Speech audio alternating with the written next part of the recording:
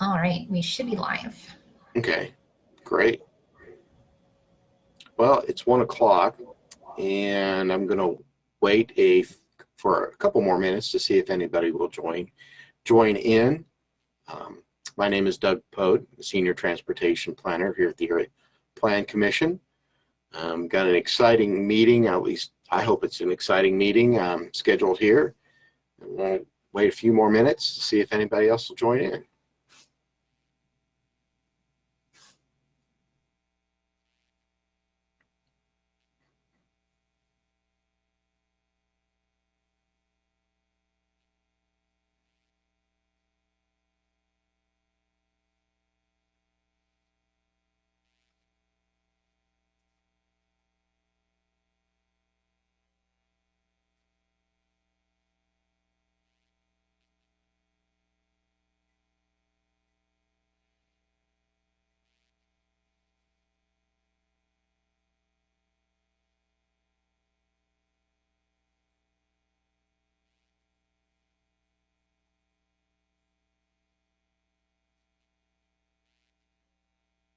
Sorry, can you tell if anybody has joined in on on YouTube? Let me check here. Okay.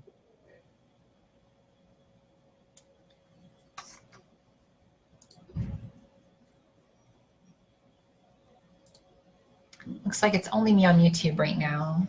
Oh, okay. So be able to get it on Facebook, or is that an issue with that? Oh, there is a little thing. I think we have one person that's not me on Facebook. Okay. Unless it's one of the people from our office.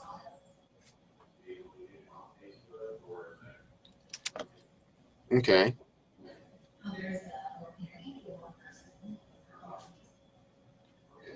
Well, I'm going to go ahead and get started. It is a couple minutes afterwards.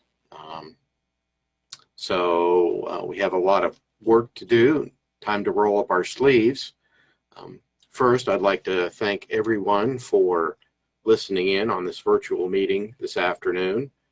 It's number 2, meeting-wise, in revising and updating our 2015 Coordinated Human Services Transportation Plan.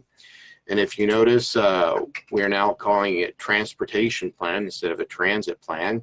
So it's more inclusive instead of just specifically focusing on transit. So a slight change in the name.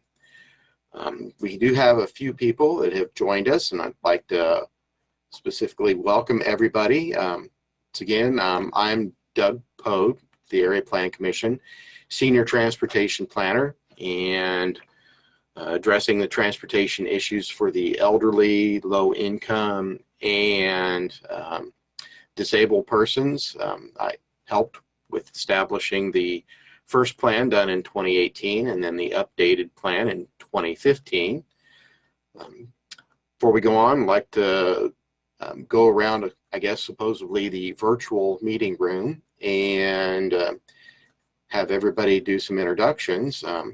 First, I'd like to mention also that if you haven't heard, Sally, Executive Director, has officially retired, and we do have a new gentleman who is filling in her shoes and stepping up, and he is online with us, David.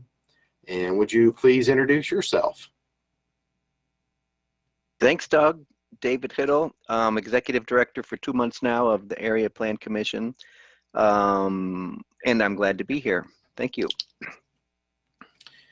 And then we also have another staff member who's the Assistant Director over the Transportation Department. That's Tim. Would you please introduce yourself? Yeah, absolutely. I'm Tim Stroshine, the Assistant Director for Transportation Planning. Just think that Doug's done some great work on this project so far from what I've seen, and we're looking forward to continuing to see how we build on that foundation he started. And I know you guys are going to have a lot of great suggestions and talking points that we can go through, so I'm just kind of interested to see where this goes. Thank you. Great. Thank you, Tim. Now we do have a number of people also joining us. Carl, could you introduce yourself? Hi, I'm Carl Snyder. I'm the owner of Carl's Taxi Service, and I'm just here to help out in any way I can. Great. Thanks for listening in. I appreciate it. We You're have Jolene. You can introduce yourself. Oh, Talitha Coles, Fairfield Township trustee. Okay. Thank you. And Lori? I'm Lori Ernst. I'm the executive director at Tippecanoe Senior Center. Okay, thank you. And then we have Elba. Hi, I'm Elba James, the Executive Director of Area for Agency on Aging, and we have a transportation program that serves Tippecanoe County and Benton County. Okay, and then I'm trying to keep a running name list here also. I think it just came on, Andrea. If you can introduce yourself. I am Andrea Thompson Carter. I'm the service coordinator at Farrington Apartments. I'm here with Kathy Lake. She had to run out of the room real quick, and she's the property manager at Farrington of Lafayette Apartments.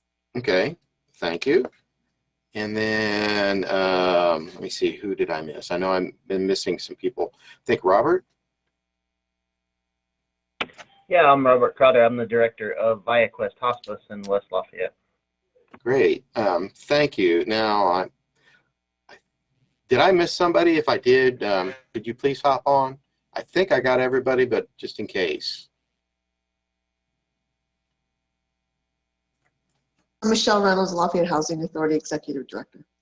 Oh, I apologize for that, Michelle. Thank you for joining in with us this afternoon. So again, thank you for, did I miss anybody else? Okay, great. We'll go ahead and get started then. Again, thank you for joining us this afternoon. This is meeting number 2, kind of going on to number 2, a brief status report of the plan update. We actually began updating the plan last year, and unfortunately due to COVID, that delayed our plans in trying to get it done in 1 year. We have managed to get through a number of the different steps. For one, we did send out an initial letter early last year, and then we had some good feedback in terms of who provides transportation services. We did send out mid or late last summer a survey for those transportation providers, and we did get really good feedback. I'm very pleased with that. Then in December, we held our first meeting, and at that meeting, we discussed the gaps, barriers, and challenges the 3 groups face that we're looking at and addressing. And those groups, again, specifically are elderly people or persons, persons with low income, and disabled persons. Specifically, this report is looking at the transportation challenges those 3 groups face. Personally, I can tell you I'm dealing with my parents. They're in their early 80s. My father can no longer drive. He's not quite blind, but has vision trouble. And then my mother, she has transportation issues as well, in that she can only drive during the day for a very short time. So it's interesting how this plays out in what I see with them and what we're talking about today. So the part that I'd like to do later today, I got one important announcement I'd like to make before going on, is that the next step we are going to be doing is identifying the strategies, activities, and projects that these groups let me step back even further. Again, last December, we went through each of these 3 groups and identified the gaps, barriers, and challenges that each of these 3 groups face. And normally when we have done this in the first development of the 2008 plan, and then in the 2015 plan, we had a fun exercise in which we did this in terms of it identifying the strategies, activities, and projects, use Post-it notes, and we could go around and put Post-it notes everywhere. Unfortunately, here at APC, we don't have the technology to do that online. So we're going to try to get through this as best as we can. I want to make sure that we address all the barriers and gaps and challenges that we did identify, and come up with some good strategies and activities and projects for that.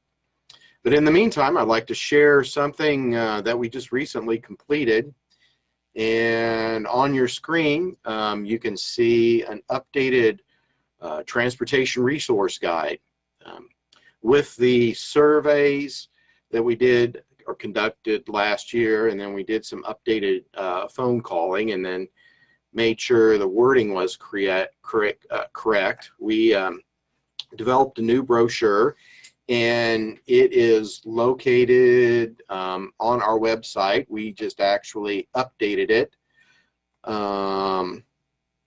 And let me see if I can, I'm going to test my ability to electronically do this. I'm going to put, I just put in the chat the link to this brochure. So if anybody would like to actually pull it off and use it electronically, they're more than welcome to do that. It's basically the similar format as what we've had in the past. As you can see on this first page, we have public transportation in regards to city bus and the information.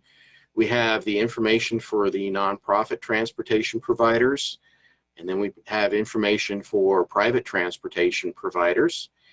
And then going on to the second page, we have information, of course, finishing off private transportation providers, senior transportation only. We have 2 taxi services listed there. And then we go on to list the ambulance medical services and then out-of-town services.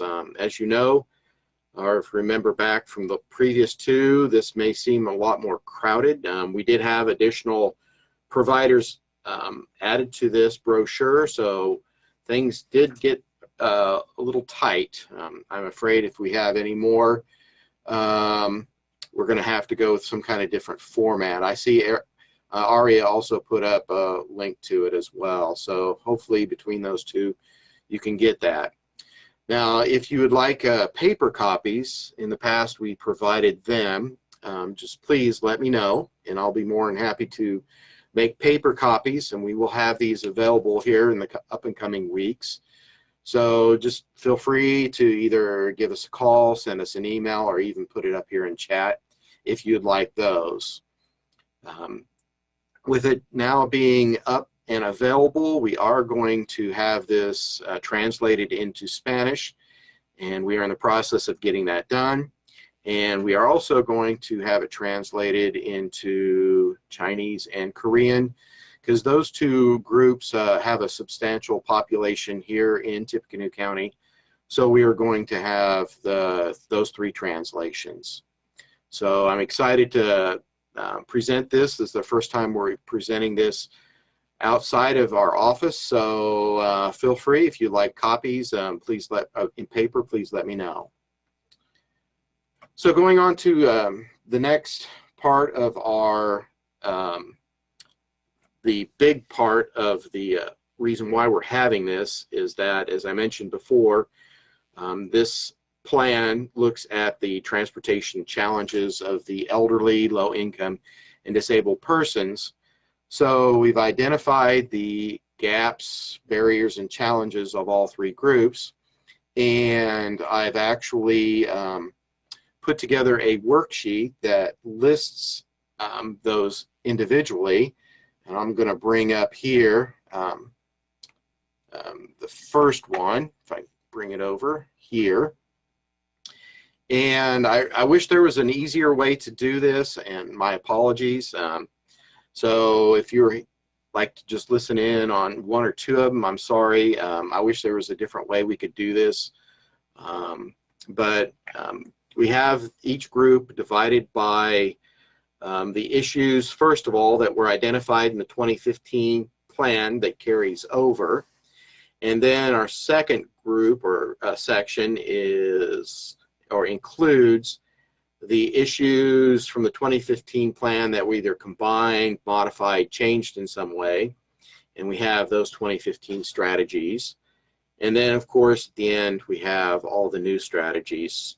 So the goal for the day is if we could go through and look at each of these strategy or issues that I have highlighted in yellow, and then identify the strategies, activities, or projects that would address them.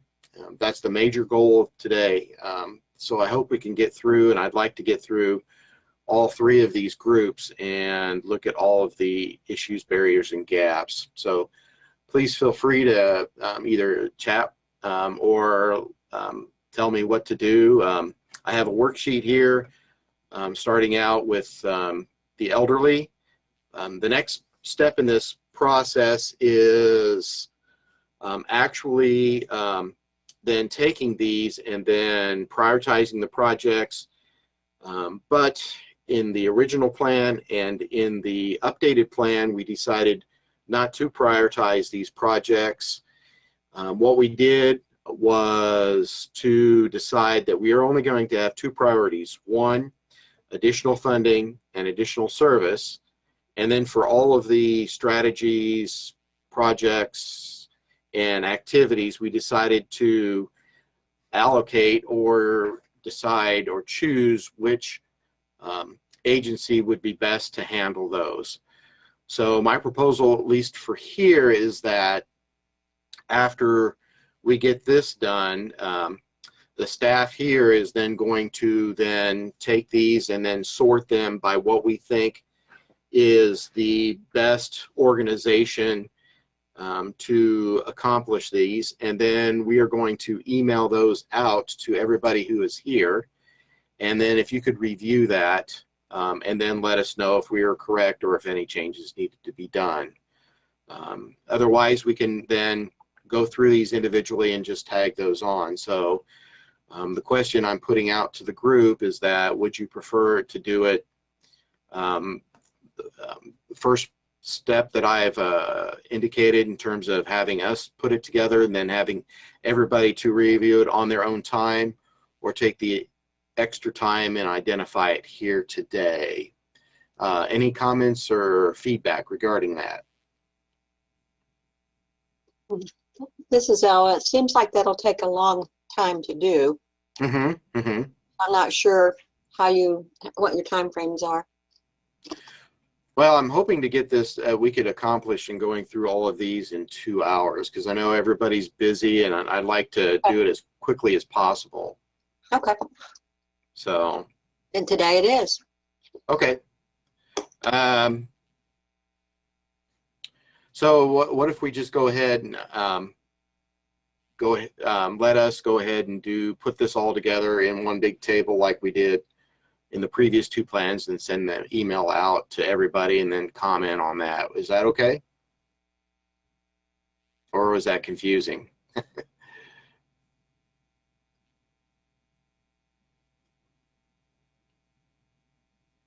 Okay. Well, I think we're going to go ahead and get started here. We're going to first do the elderly group.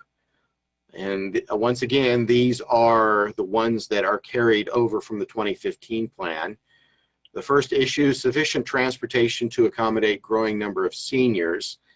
And in the 2015 plan, we had three strategies, basically. One was increase service capacity. Two is require new senior housing projects to address transportation, and encourage new senior housing to be located on or near a bus route. The question is, are these three still applicable? Or should we remove one, two, or all of them? And if there are any new ones, what should we add? So this is where it's important, where we can get your feedback.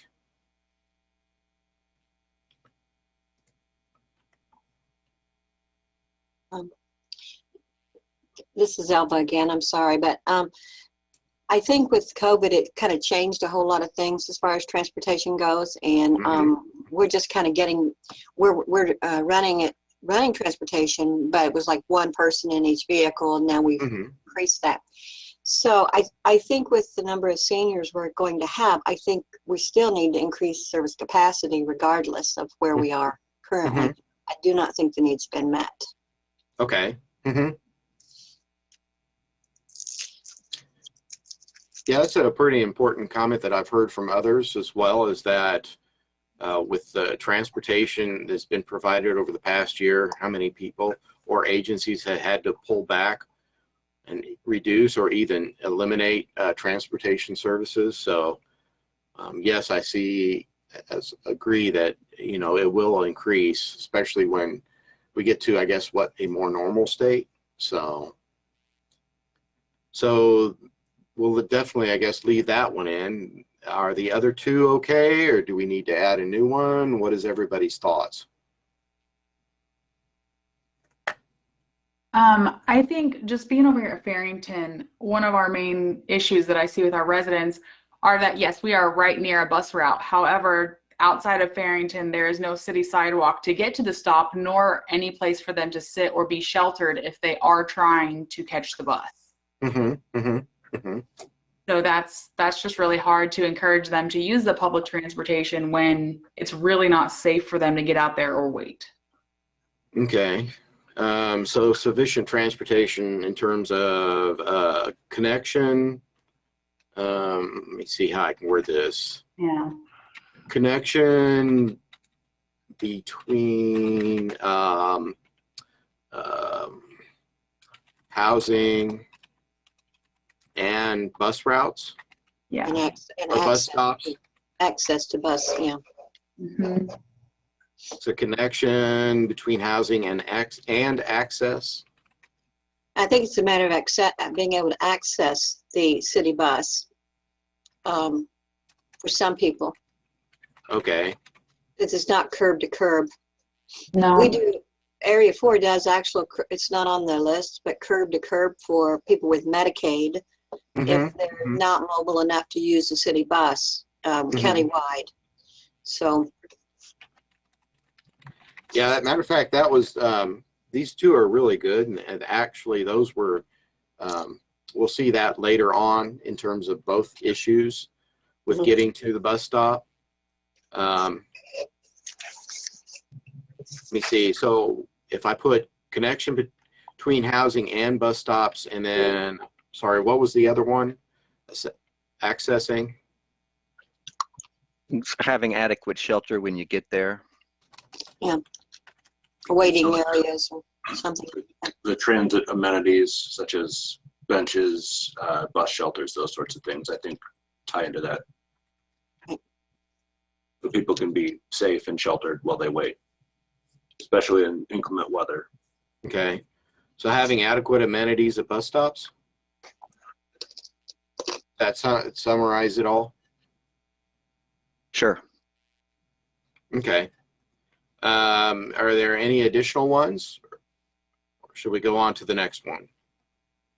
In terms of the elderly, the only issues I've ever ran into with customers is their ability to get in and out of the vehicle. I've got one in particular. She always requests a sedan, and she mentioned that with Lyft and any of the other services as well, that she just couldn't get in. I physically had to lift her into the van a few times, so that might be one as well. Okay. Let me see. How can I word that? Ability to, any thoughts of how to word this? Ability to, well, I think just be able to get into the gain entry into the vehicle, I guess. I don't know. I mean,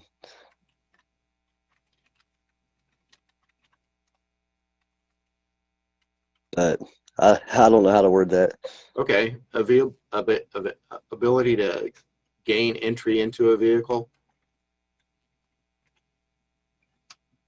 Because I think this touches on another one we just mentioned, was also about door-to-door versus curb-to-curb service. Is that correct?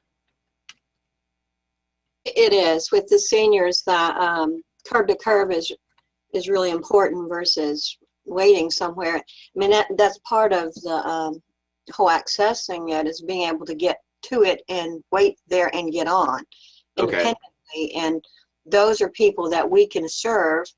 Mm-hmm. We have an agreement with the city bus that it's okay for us to serve those persons within city limits if they can't access the city bus. So. So summarizing that, providing door-to-door service. Okay, does that sound right?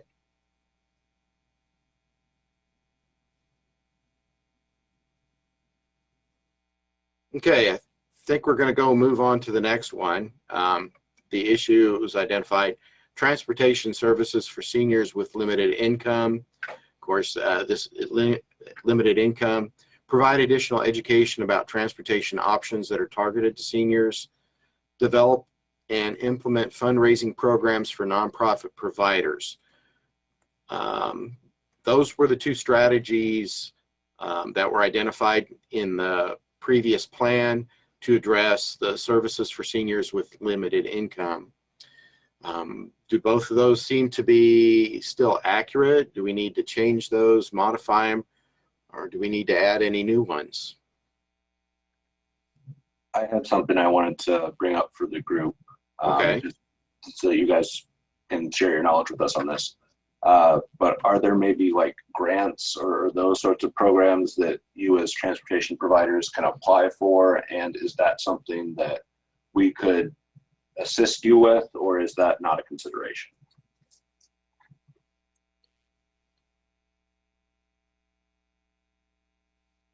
I'll jump in here. This is Lori from Tippecanoe Senior Center. So we have just started another transportation program, and we are utilizing United Way dollars. We're already a United Way agency, so that would not be something you would necessarily be able to assist us with. That's something, you know, we're already an agency, and it's just they're already a supporter of our programming. I don't know what else is out there besides like doing our own private fundraising or something like that. If we did want to expand the program, which we would like to do at some point. Mm-hmm. Yeah, it is difficult to find the additional dollars and who would provide them for services. This is Elba too. You have to piece it all together. So, you know, we have 5311, you know, and then we also do the Medicaid and then some donations. So it's just a matter of piecing it all to get enough. Some of it has to do with in-kind match too, because some of it requires the match. So that's an issue as well. So there's really not enough funding going into transportation in Tippecanoe County, in my opinion. It's expensive to run. I mean, we're having to supplement ours quite a bit with community service block grant dollars, even to keep it, you know, running. So there's that. So would maybe a strategy would be to contact state representatives to seek out additional funding for transportation? Would that be that would be a good idea. Yes. For the senior and disabled population in Tippecanoe County.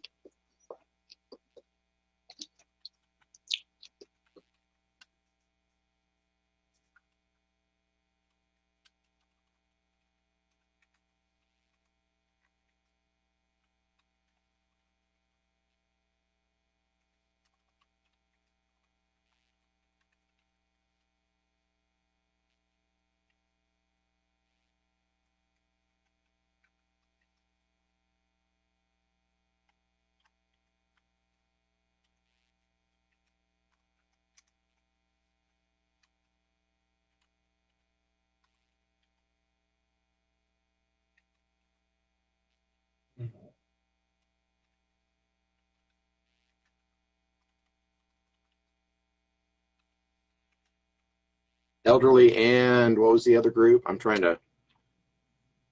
Disabled population. Okay, thank you. Mhm.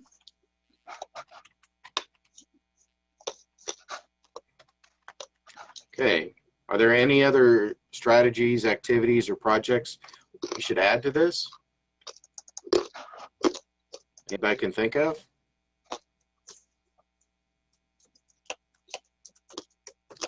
Okay, going on to the next one, limited transportation services available, especially before midnight, for the purposes of shopping.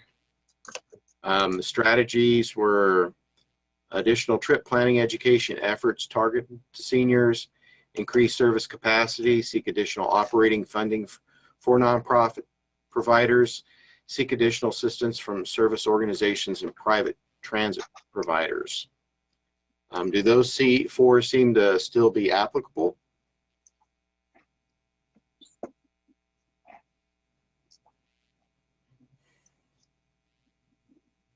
Yeah, they do to Okay. me. They do to Okay. me. Okay. Are there any new ones we can add to this?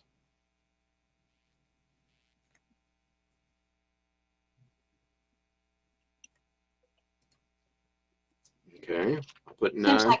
Seems like when you say to seniors, you could also add the disabled population in that one as well. I mean, they also have problems getting around, if like wheelchairs and different things like that.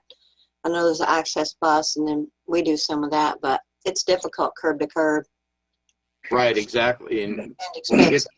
to the disabled list, we'll see a lot of similar. Okay.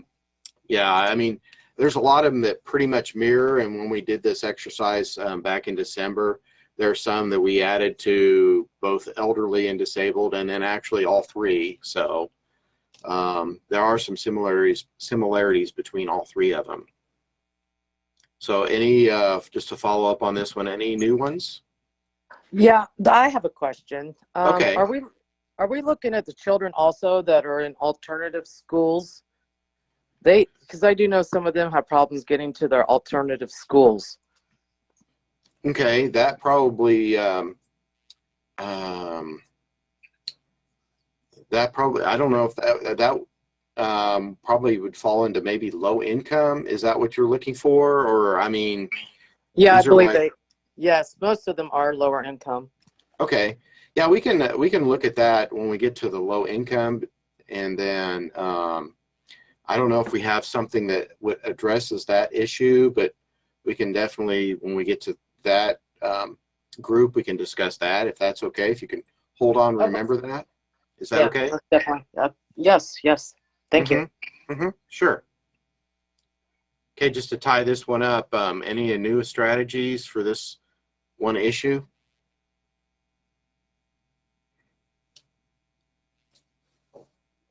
Okay, going on. Limited service available to public events, such as community health fair, senior free movies, senior bingo, either to participate and or volunteer. There were two strategies: increase service capacity and increase educational efforts targeted to seniors and assisted living staff. Similar to the one we just did, but for slightly different trip purpose. So these two okay? Should may add any new ones? What's the thought of those of you listening? I think those are both very good. I mean, the thing that we see here with the seniors trying to get to our activities is just how expensive it is for private private pay, and you know, again, just the accessibility. You know, a lot of our seniors still live at home, and they don't have access to the bus very easily at all. And obviously, if they have some physical challenges, they can't walk 2 or 3 blocks to the bus stop. So that service capacity, I think, is just a big issue for everyone.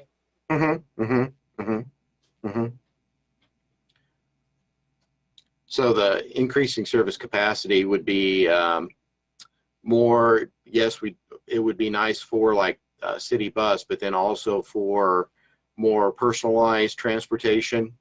So we may have two here, like one for city bus and then personal transportation or private transportation. Yes. So if I put city bus, transit, and private transportation, Right. would That's affordable. Affordable private transportation, I guess that would be my concern. okay.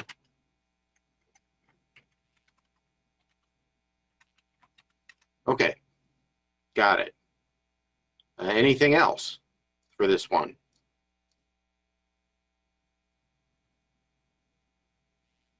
Okay, we'll go on to the next one. Poor understanding of the bus system, routes, times, drop-offs, proximity. The strategy identified in the previous plan: provide education and information to seniors and assisted living staff, provide handouts or use available city bus information. I know, is that everybody aware of their travel training program that they have and do use that?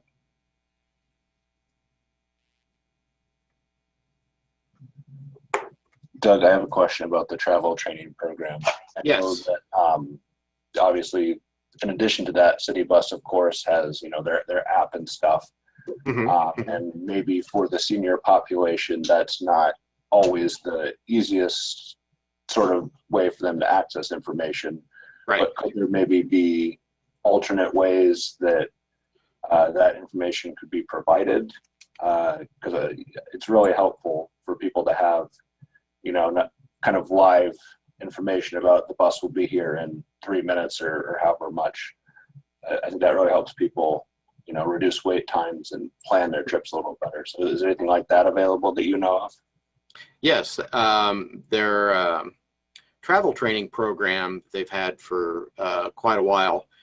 If you reach out to City Bus and ask them, and you can do this individually, and call them and ask if they could have someone, they could either do it, in person, individually, or to a group and come out and tell them about the city bus, about the routes, about how to get on, get off, boarding, deboarding, and they even will actually ride with the person to kind of get them, familiar with using city bus. We took advantage of that with my eldest son. He has a disability, and we actually used that, and it was great because they worked with him one-on-one, and actually, laying out, how the city bus works, and it was pretty informative. So does that answer your question, Tim? Well, I was really more so asking about training for using like City Bus's other resource, like their app that tracks, how much, how far away a bus is from a stop, and then that aspect of the training. Yes, they can do that as well. Okay. To actually show and go through the app, and then show how to find out where the bus is located and follow it. So they can do that. Right. Yeah. Again, I'm not sure if that's always the best for the senior population specifically, but certainly might help some, and we can maybe incorporate that into some of our other lists here in this document. Okay. So should we add something under this for new regarding reaching out about their service, or making sure people are aware of that service that's available?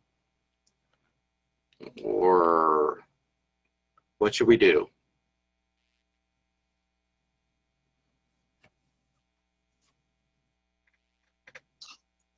Perhaps they can increase their outreach to specific target populations and groups, such as Friendship House, Farrington, Richmond Apartments, places that tend to have more seniors living there, with some paper materials. So since seniors tend to look more at things they can hold on to, So I think rather than just a broad advertisement, that it be targeted. I think that Okay. would be helpful. So increase outreach to target groups and places where seniors. Reside or live, yes. Yep. Okay. So that might be a really good place to drop that brochure that Doug was showing earlier, if you're saying in paper. Mm-hmm.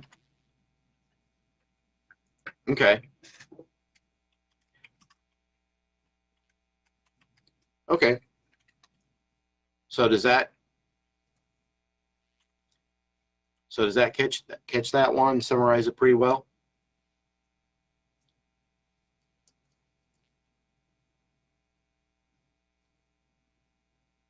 Okay. We'll go on to the next one. Market City Bus travel training program through agencies that serve the elderly. That was the issue. So it kind of follows up on that one we just had. City bus training services should be an annual part of client training and education by agencies and assisted living facilities. So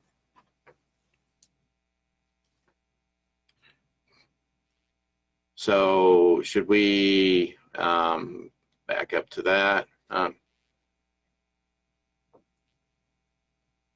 Should we include the one that we just identified, this one here, and add it to this one as well? Or what's your thoughts? Well, seems it would be the same strategy. Okay. Unless some others think of other things I think would be better or should be included. Mm-hmm. Okay. Any other comments?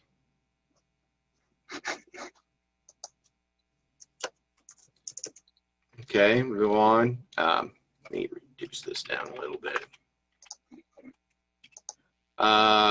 Next one, access to large medical facilities that provide regional services to seniors. Identify any new nonprofit organizations that are focused on low-income senior disabled transportation.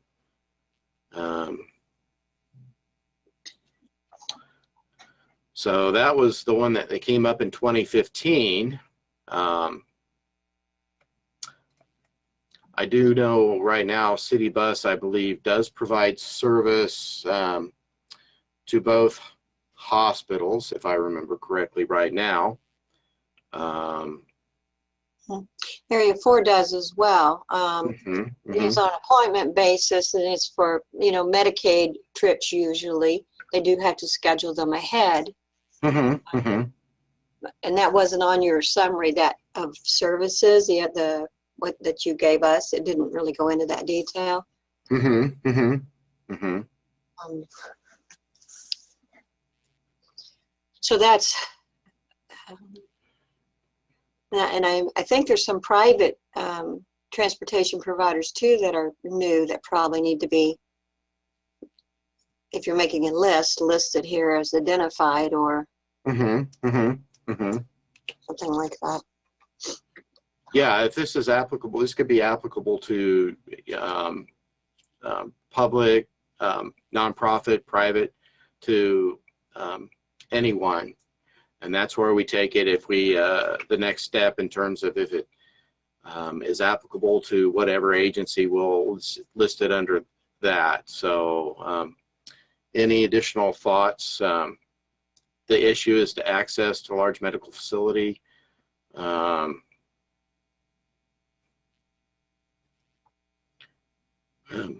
Anything, what can I add to this? This is the issue, and that it just had the one strategy that was identified. Are there any additional strategies or projects or activities that can help with this?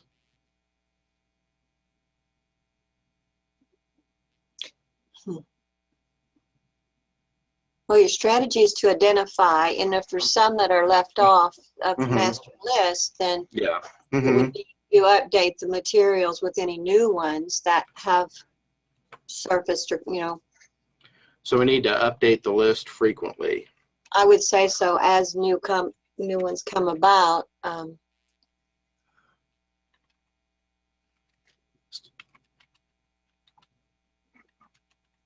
And how frequently should we say? Once a year, or 6 months, or every other year? What would be a good time frame? I'd say every 6 months, but that's just me. Okay. Okay. Any other thoughts on that? The only other thing I thought of was that just to make sure that the agencies are aware of this information, the agencies that actually work with the seniors, because we're the ones that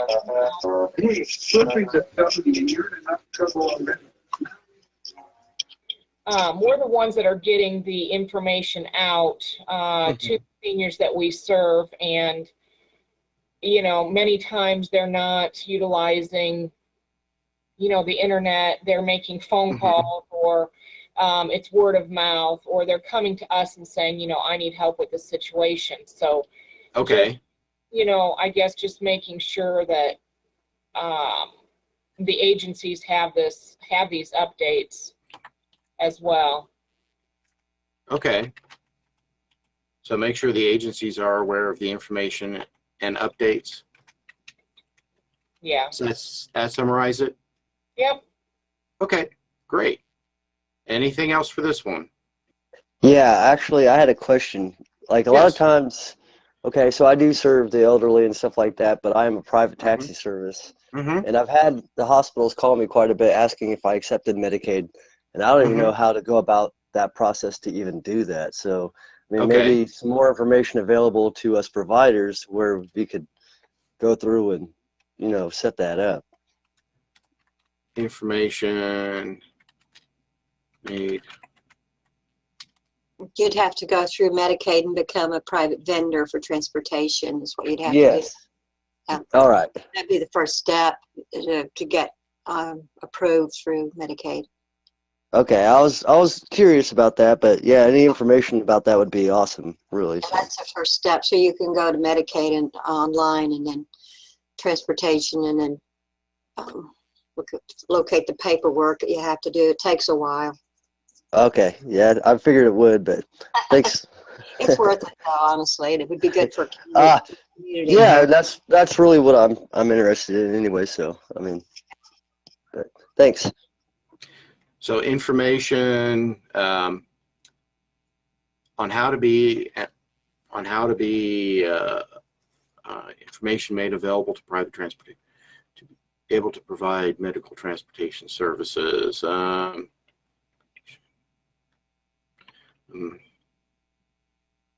Do they call it a certification, or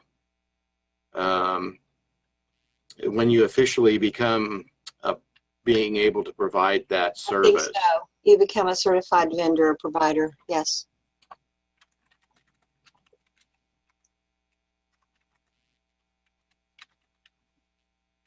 Okay, information to become a certified provider made available to private transportation providers to be able to provide Medicaid transportation services. There you go.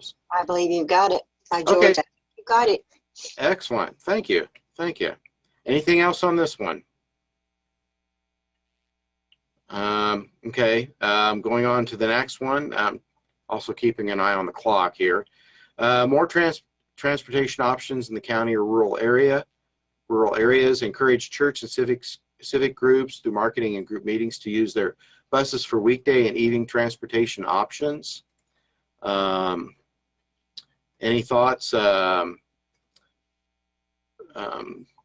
This was just the one strategy that was identified. Is this still applicable, or are there any new ones that people can think of?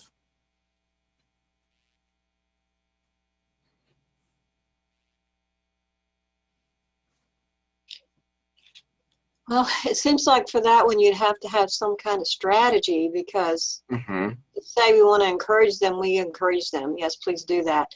But how do they do that? And how do they pay for drivers to do that? And what are those qualifications? And how trained do they have to be? And I mean, there's a bunch of other things there, liability insurance. So, I mean, that would have to be outreach to specific groups to help Okay. them develop it if we want to go in that direction. So basically developing like a information packet on how to provide transportation services. Does that kind of summarize it? Everything I guess my question is, do you still want to do the strategy in the first place? Okay. Yeah. And how do you go about doing that? Mm-hmm. Mm-hmm. I'm not saying you shouldn't. I just don't know how. That's a lot of work, and I don't know who's going to do it. Right. Mm-hmm. Mm-hmm. Mm-hmm. So Doug, with this one and the others, is there, and I'm sorry if I missed this, but is there any mechanism by which we look back and see if the 2015 strategy was put in place or if it was useful? We have not. In developing the last plan and developing this one, we have really not had any discussion in terms of actually seeing what has been implemented, what has not, and then what has been implemented to what extent. I mean, that's something we can add if everybody would like to do that as well. I guess I just have to wonder what utility this is if every 5 years we just develop strategies without assessing whether the existing strategies are meaningful or you know, if there's been any movement towards them. Right, and that's when, you know, it's nice when we have the one meeting where the first part of it, we develop all of the gaps, barriers, issues, and challenges. And then right after we do that, we have, you know, a whole bunch of papers all around, or the lists all around the room, and then we can go into this. So there's kind of a disconnect, unfortunately, by doing it with this these meetings, doing it, and, you know, but the time between the two. That's why it's, you know, this one's really challenging, because in the past, when we developed it initially and when we did the update, it was great because everybody was, you know, was in the room. We did it all at once, and everybody could, you know, comment, because we have a separate group now than we did the first one. We did have, you know, a few people that were listening in on the first one, but not everybody was. So, so that's the challenge. One of the challenges we face in terms of doing this. I mean, but it would be nice to maybe do a follow-up, and we can discuss that, whether we want to include that with this, or do we think that for example, this one, if it's not really applicable or more challenging, maybe we should just eliminate it. I mean, that's always an option as well. So what does everybody think? I kind of agree with Elva on this one. I think it's going to be very difficult to try to engage any church or civic group to utilize their buses for public transportation. That's a lot of liability. That's a lot of training, a lot of dollars, and they're not going to have the dollars to do things like that. I don't really think the strategy is applicable, but that's just my opinion. Okay. Okay. The only thing I can think of or add is that, believe it or not, there's one church that's actually doing this, and they're providing transportation services to Subaru. And I know they are stretched thin in terms of providing the service. So they do provide transportation to all 3 shifts, and there is a charge per week. And that's the only church that I can think of offhand that does this. So how about if I just type in remove this at this time? I would say so. I think the trip to Subaru, that's probably a private arrangement between Subaru and that particular church, because I know they've been what I would consider desperate to have some transportation at second, third shift. No one really meets that need that I know of. We don't. City bus doesn't go out that far, so some of the other industrial employers have the same problem, and they've tried getting their own vans and all kinds of different things, but haven't found anything really that works yet. So that's kind of a private arrangement, I think. Yeah.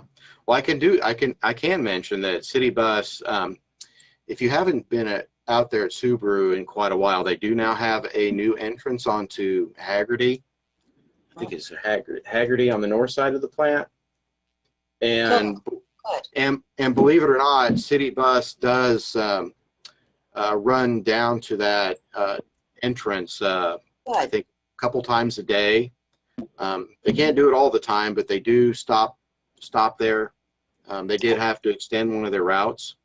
Well, that's good. That's a good change. Instead of people walking down 38 to get to the entrance in the middle of the snow, in the winter. That's good. That's a good change. So we're going to go for this here to kind of get us back on track. We're going to just eliminate this at this time, and then we'll go on to the next one, as we got a lot to do here yet. Transportation accessibility to pockets of senior housing, such as Wabash Avenue. Identify these locations through demographics and or provider data. I know we tried to do that in, with the maps that we have online for this, but unfortunately the census data is just, it's in census tracts in large areas, so it doesn't really define specific things or specific locations. I know City Bus does this. They look at demographics and look at ridership to help. But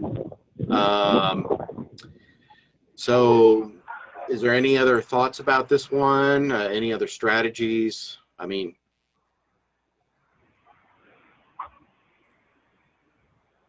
that how can we identify these pockets?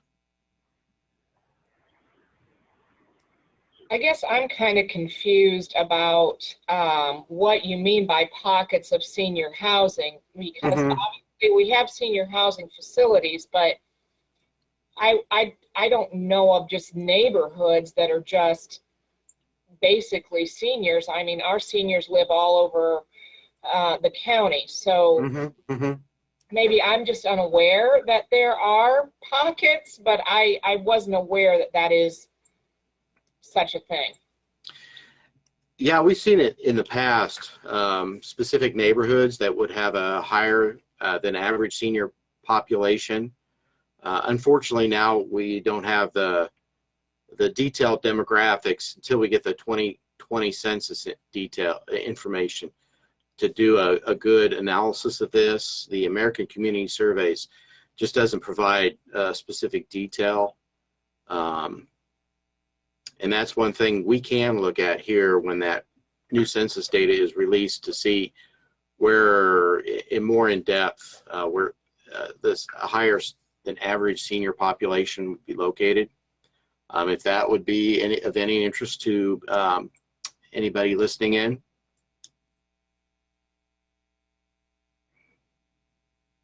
Sure. Once you get it, we'd like to see it. We do needs assessments ourselves to do planning, so. Okay. That would be nice. Thank you. Any details or data is good.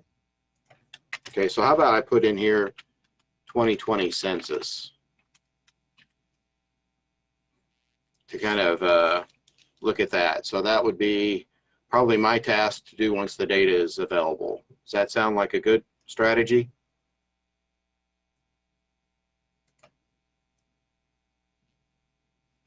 Okay, we'll go on, and this gets back to cost to providers and individuals. Senior transportation cost is negligible at this time. I don't understand why this comment was put in here. And then, we do have another one. Transportation providers are currently heavily subsidized. I don't remember this one specifically.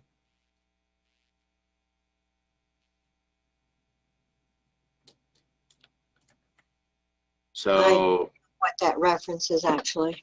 I mean, we hadn't started running in 15, so it wouldn't be us. Yeah. We are heavily subsidized, but this wouldn't be related to us long ago. So would this be one where we could probably remove? I'd say so. Okay. Unless someone else has a different view on it.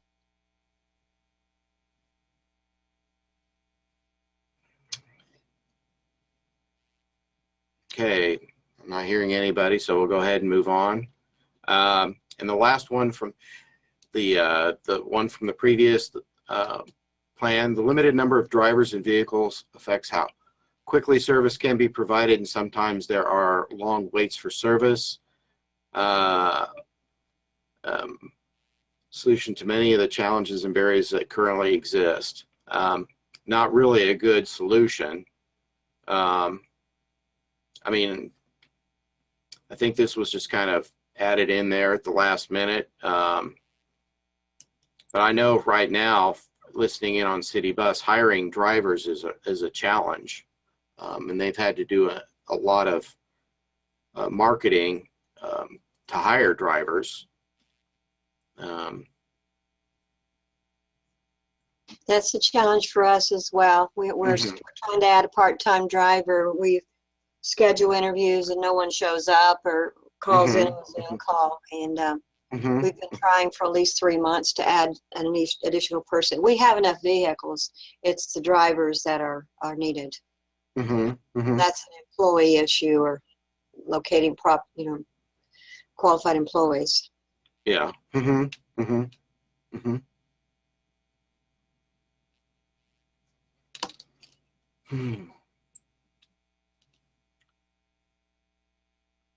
So a solution would be, you're right. Even with the additional marketing and reaching out, I mean, even City Bus is having this challenge. So, I having a hard time even actually thinking of what a good solution would this be, except for just additional employment or outreach or additional advertising for job opening.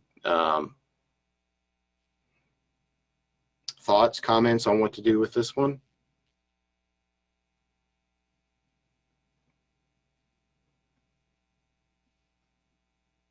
I think it's a universal problem, not universal, but across the country, it's a problem at the moment being able to fill these types of jobs. So I don't know that there's a niche solution that pertains to this group. Okay. So what if in the document, when we refer to this, that we didn't really develop a solution for this because it's being experienced, as you said, David, by a lot of other agencies, groups, bodies, that everyone is having a difficult and challenging time to hire persons, if that would be okay? And even the schools, I think, have trouble getting bus drivers. So I think it's a common problem. All we could really do is talk with workforce development about training programs and things, possibly. But there's so many hoops to get through to be a qualified driver for these programs. It's very difficult. Okay. Yeah. Okay, we'll go ahead and mention that and how we address this. Going on to the next one, these are the ones that we updated, that were changed or modified. I have the original, or the new one in yellow, the original one in that's just says original but not colored, and then I have the strategy that was listed in the 2015 plan. The first one here: important to have affordable elderly housing closer to the downtown area. And then, which is pretty much similar to the original one. And the strategy: all new senior housing, especially low income, should be located on or near a transit route, which be very helpful, of course. Is there any other strategies that we can see, or how to attract or develop affordable elderly housing closer to the downtown area? I'll tell you, we develop housing, and if someone would let me know about available property, we'd be happy to take a look at it for tax credit applications. I know the bank building there across from the courthouse says it's for sale, but it's too small. I mean, that would be an ideal place for some loft apartments, but it's not a big enough spot. So it's just a matter of acquiring the property. Okay. So I mean, yeah. So knowing that property for sale would be one thing, or Right. Yes. I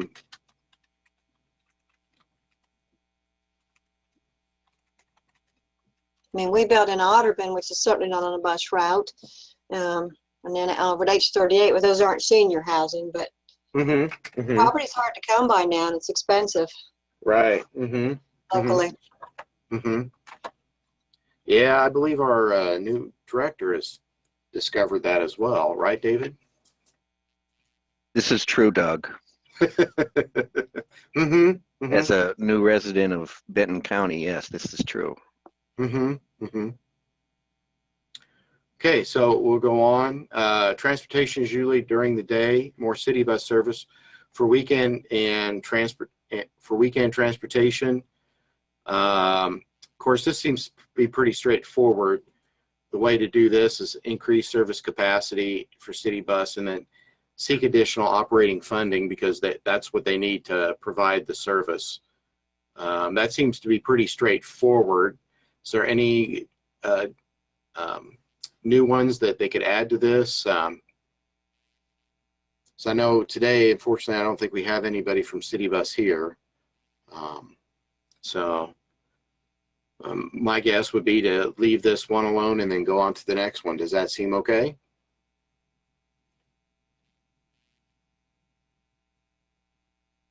Okay, we'll go on. This is again, we're looking at the BMV, Indiana BMV. Do they have resources for drivers who lose their license due to age and physical ability? And the strategy, BMV staff provide city bus information. At this time, I don't know if City Bus actually gives them information. I assume that they do, but we can follow up on that. Any other suggestions to add new or thoughts on that one? Well, this might be another good place to get some of those brochures out there, Doug. Okay. So I don't know if you have any contact with the BMV, but we might reach out to them and see if they would accept this. I mean, it's a document put together by a public agency, so I don't see it that there would be a conflict of interest or anything. Okay, I'll add that. Provide transportation guides to BMV then. Okay, thanks for that, Tim. Anything else? Here's one we were discussing pretty early on: bus stop access and getting to bus stops.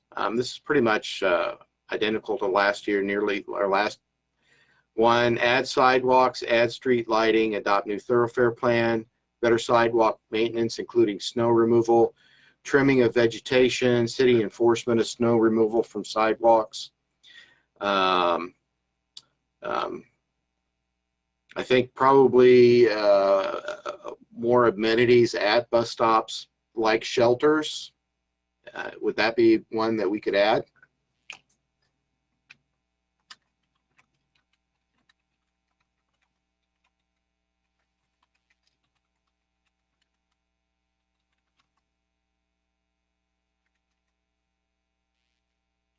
So anything else, or does this seem to be good to go?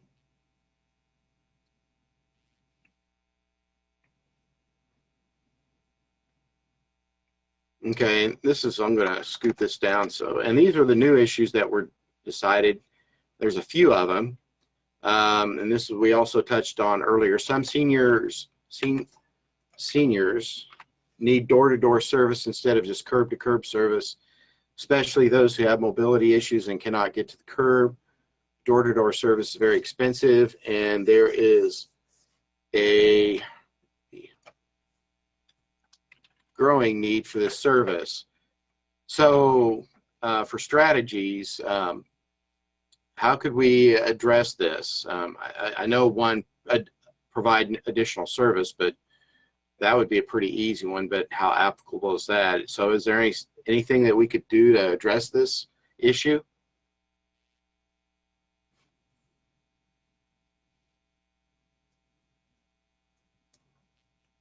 That's a hard one because that gets into needing private, like home care services, and some people have that.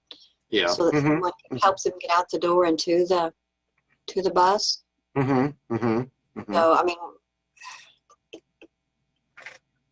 that's like attendant care. So I don't, unless there's some other funding source for that, I don't know. So yeah, basically, issue is one of this is funding, isn't it? Yes, it's funding. So Mm-hmm. we're having to cut back a bunch of services right now as we speak because we run out of money. Things like this. So yes, it's a problem. Okay. Need additional funding.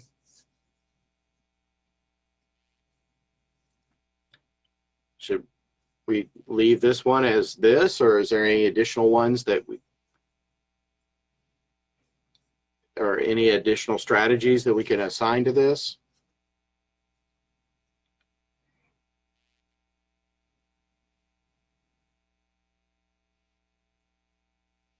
Okay.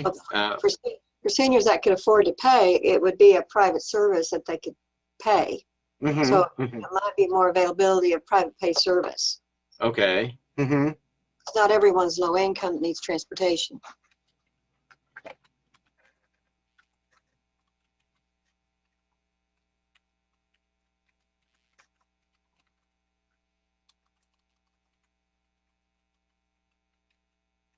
More availability of private transportation services.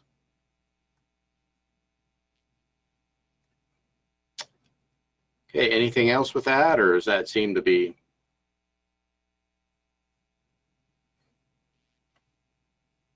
Okay, we'll go on to the next one. Small number of providers who provide door-to-door service. So same thing. How could we help? Probably funding again would be a thing. Another one, or not be another one, would be one that would be applicable to this one. Thoughts in terms of developing strategies, or how to basically help the small number either have more providers or be able to provide more service. What kind of strategies could we come up with this? Maybe just creating some type of awareness, community awareness, to put it out there that this is a need in our community. And, you know, maybe there are people that are interested in doing this type of service, but just we're not sure that it was really a need in our community. Okay. Create community awareness. This is a need. Mm-hmm. Okay.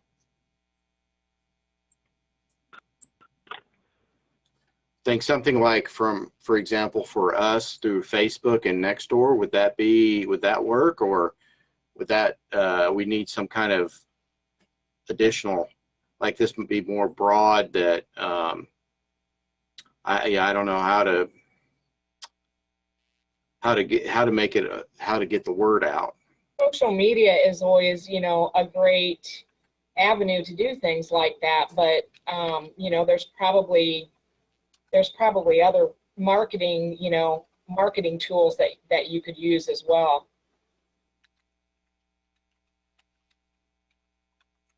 Okay, so if I add that in, will that help? I think that looks good. Okay. Any other strategies think to help out? Of course, probably need additional funding because of course with the providers, you know, if they want to provide more service, they're going to need more funding. So should we go ahead and add that too?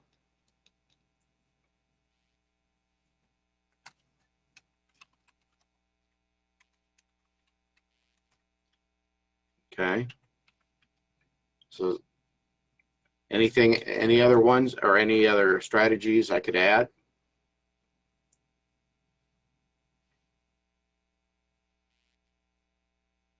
Okay.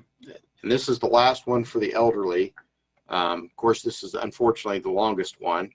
Door-to-door service is easier to get and less expensive for medical appointments, but trips for shopping and other purposes cannot be charged to Medicare. These trips are expensive.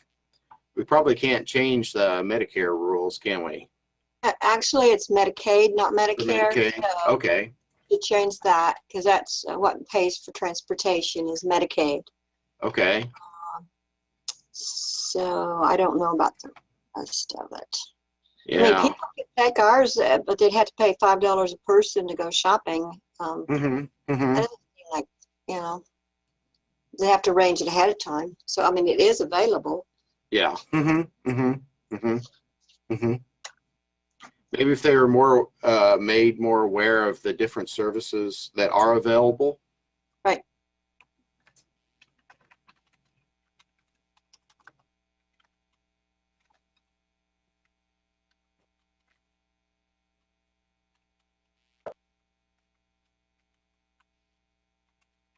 Okay.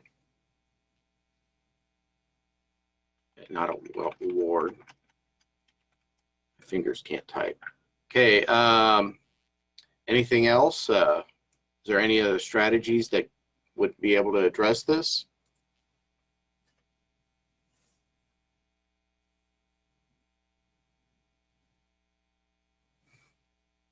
Okay. Gonna move this over, and if we go on, I'm sorry this is painful and just addressing these all separately. I really wish we could do this in person. That was the longest list. They get shorter as we go on.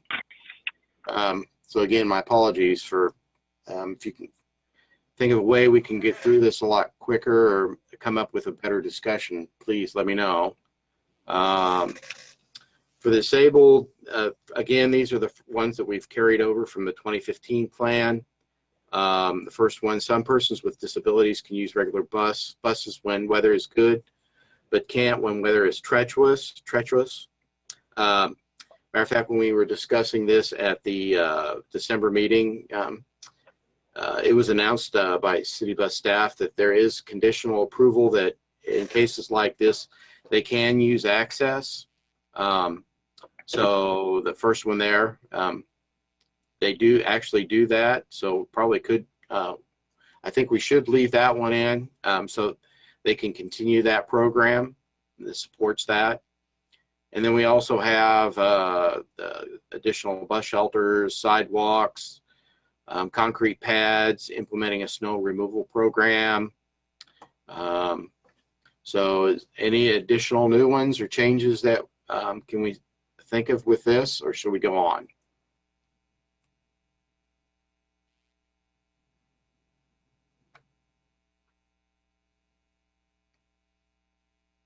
Okay, we'll go ahead and go on. Some group homes for the developmentally disabled are outside of city bus routes. Strategies extend city bus routes, relocate existing homes to existing bus routes, provide education for siting new group homes.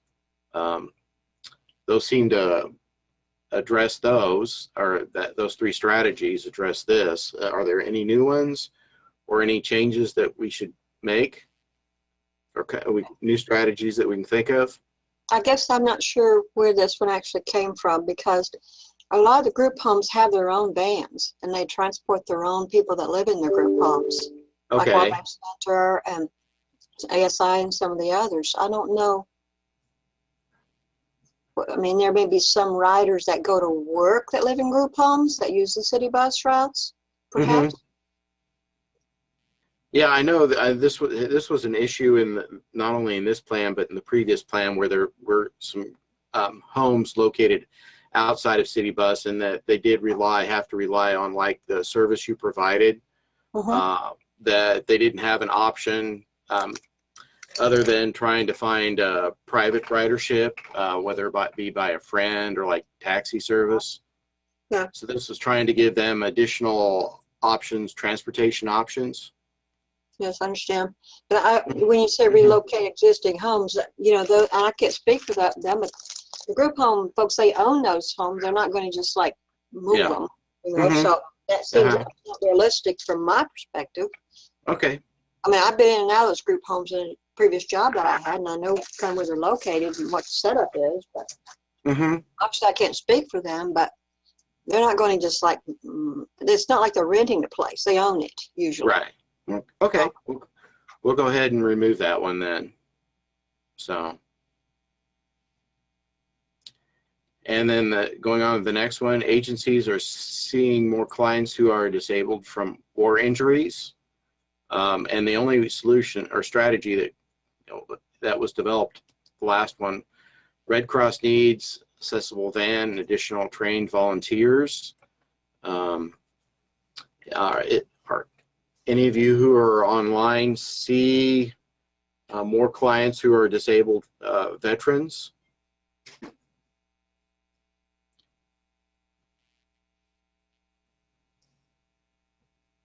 So I know this strategy was specific. Maybe since we don't have anybody from the Red Cross here, I think, what kind of strategy can we develop or try to help provide more information to them?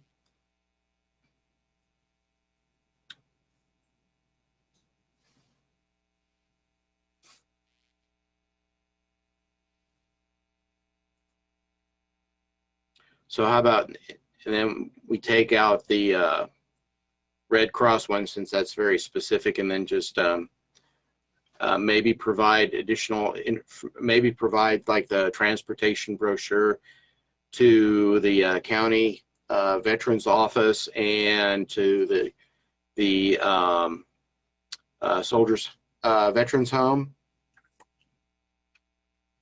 How about would that work?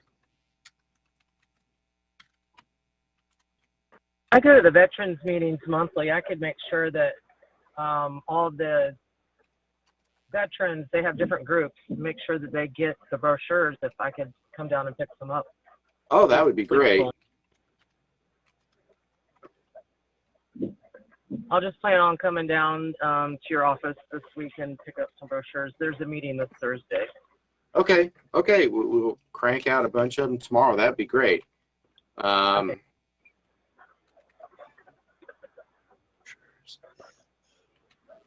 Meeting.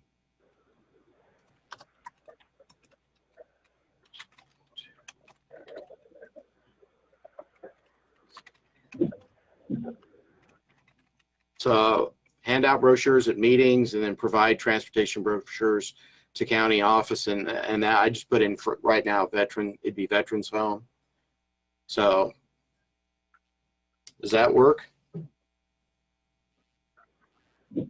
I think it sounds good. Okay, we'll go on to the next one.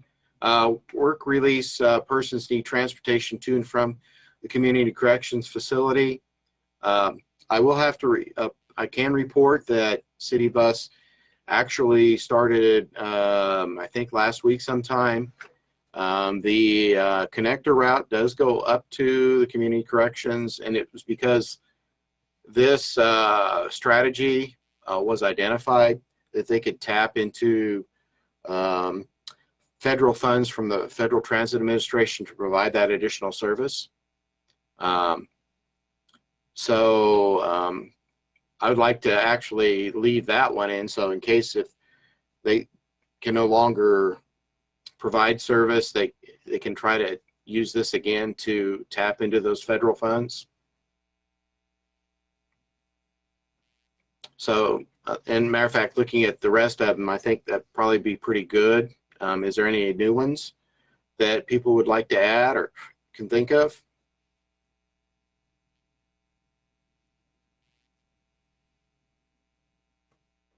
I do know a lot of people have this is the Toledo Township trustee again. I know a lot of people have problems getting from the bus stop down to our office to fill out applications. We are doing it all online now, so it has become easier, but okay, they still need to come down and bring their paper or their IDs and stuff for us. So there has been problems for them getting there. Okay, so bus service to township office. The trustee's office, yes. Okay. Provide.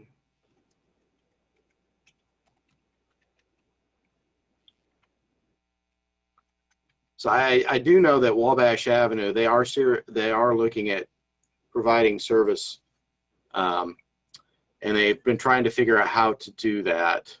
better than what they have done in the past. So that is definitely on their radar in terms of doing that. So I'll go ahead. It is, and we did have a meeting. A group of us had a meeting with City Bus last year regarding that issue. They said they were going to try to do a pilot plan, which is the same time they were doing a pilot plan for community corrections. But I was told the other day it might still be another year before they even implement that for the township down on Wabash Avenue. Okay, I can look into that and ask and find out, because I attend their staff meetings every week. Because what they were doing is that instead of providing a bus route that would go, you know, as you typically think of, they are looking at providing a different type of service. And the service would be more like a demand response, something similar to Access, but it'd be centered at one point or 2 points, and then you could go from either one of those. So they were trying to figure out how to get service, but in a more cost-effective way, and be more flexible in terms of where people want to go. So they've been looking at trying to do that. So, but I will follow up with them here at their next staff meeting on that. Okay, thank you. Sure. Going on, lack of sidewalks, crosswalks, pedestrian amenities, and then got examples, add sidewalks, probably in addition to sidewalks, probably upgrading if we're looking at crossing like streets, improving traffic signals for pedestrian use. Would that be a good one?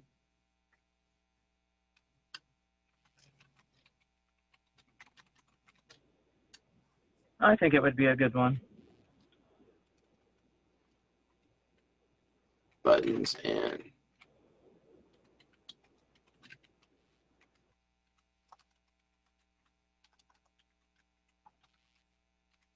okay. Any other ones that think of?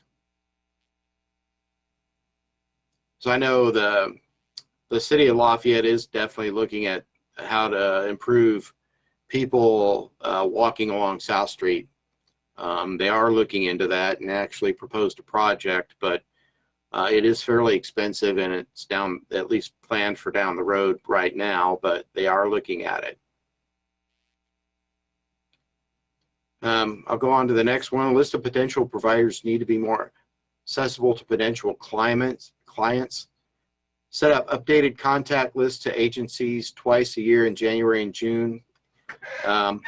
We did this in January, did not in June, so I guess that we should have done that. We didn't. Encourage agencies to mail the list to their clients. So I don't know how, I guess the first one we probably need to do.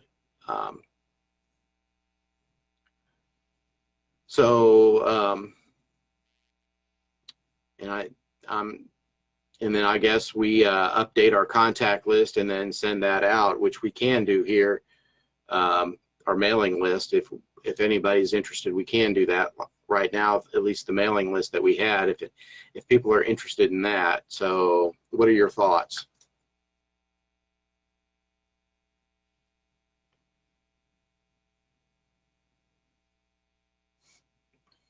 I would like to have a contact list, just to be able to help people that come into the office, so they know the agencies and the people they can contact for transportation. Maybe, I know Bauer puts a book together, and I think Area 4, maybe it can be added in their booklets that they do also. Okay. Yeah, I'm we're writing working on our resource guide now. We haven't published it yet, but we're getting ready to. So that would be something good to put in that, actually. Okay. But that's done every 2 years, so it wouldn't be updated. Right. The hard copy wouldn't be updated, although we could update the virtual copy that we put on websites. We could update that if we need. So all the information that we would send, that we put together to mail out for this meeting, we should just go ahead and should I email it out to certain people? Should I just Well, I'm thinking mail it out, email it out, or how should we handle this? What would be the best way? Email sounds good to me. Okay. Yeah, I'd say so. Yeah, and I can add it on our website, the information that's needed. Okay. Okay. And then the other question is emailing. Who should I email it to? Talitha at fairfieldtownship.org. Okay. And then you want a copy too, Elva, right? Yes, please. Okay. Anybody else would like me to email that information or contact list to them?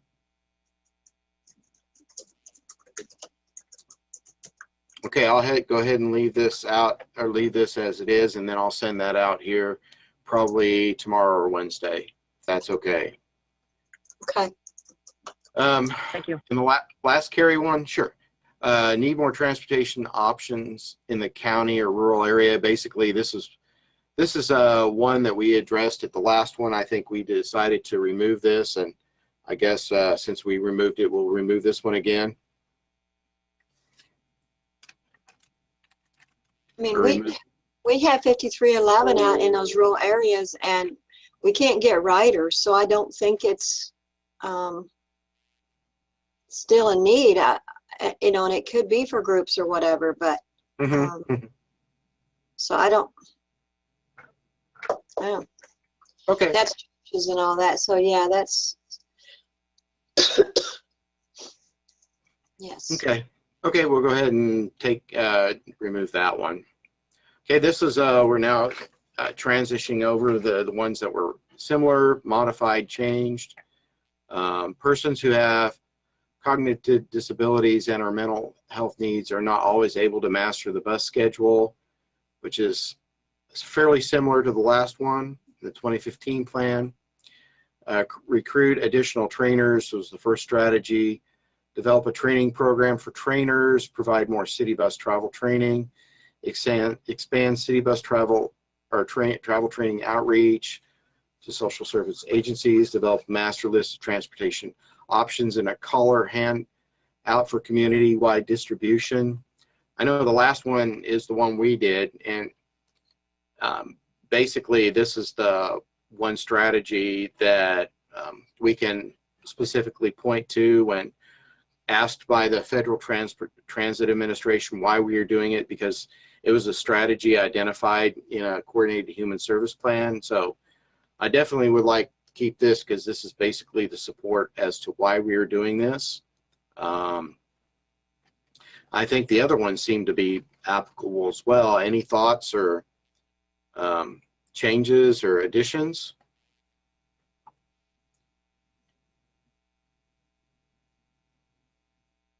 Okay, going on. Limited travel options for persons who are disabled, including those who are prone to seizures or have certain medical issues.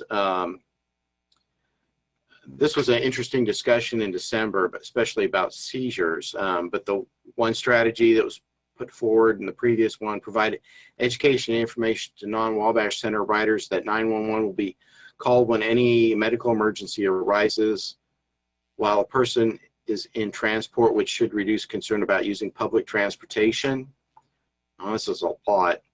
Because I know for seizures or any medical conditions on city bus, the drivers are not trained to address those. And what they specifically do is call 911 and then to follow what is being instructed to them. So, so any thoughts or comments? What should we do with this, or?